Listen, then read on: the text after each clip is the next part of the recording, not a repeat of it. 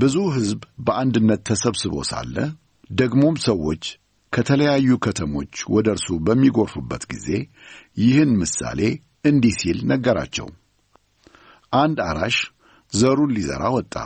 ሲዘራም አንዳንዱ ዘር መንገድ ዳር ወደቀ፣ በእግርም ተረጋገጠ፣ የሰማይ ወፎችም በሉት።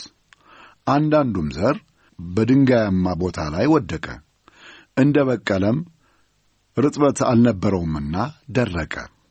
ሌላው ዘር ደግሞ እሾህ መካከል ወደቀ፣ እሾኩም አብሮት አደገና አንቆ አስቀረው። ሌላውም ዘር በመልካም መሬት ላይ ወደቀ፣ በበቀልም ጊዜ 100 እጥፍም አፈራ። ይህን ብሎ ሲያበቃም ድምፁን ከፍ አድርጎ ሰሚ ጆሮ ያለው ይስማ አለ።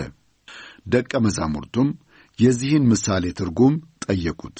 እርሱም እንዲህ አለ፣ የእግዚአብሔርን መንግሥት ምስጢር ማወቅ ለእናንተ ተሰጥቷል፣ ለሌሎች ግን በምሳሌ እናገራለሁ። ይኸውም እያዩ ልብ እንዳይሉ እየሰሙም እንዳያስተውሉ ነው። እንግዲህ የምሳሌው ትርጉም ይህ ነው።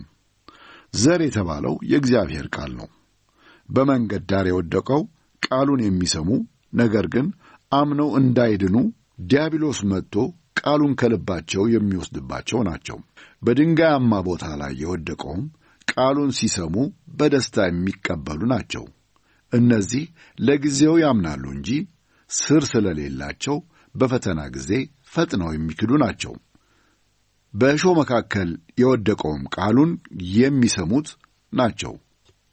እነዚህም ውለው አድረው በምድራዊ ሕይወት ጭንቀት፣ በባለጠግነትና ተድላ ደስታ ታንቀው በሚገባ አያፈሩም። በመልካም መሬት ላይ የወደቀውም ቃሉን ቅንና በጎ በሆነ ልብ ሰምተው የሚጠብቁ ታግሰውም በመጽናት ፍሬ የሚያፈሩ ናቸው።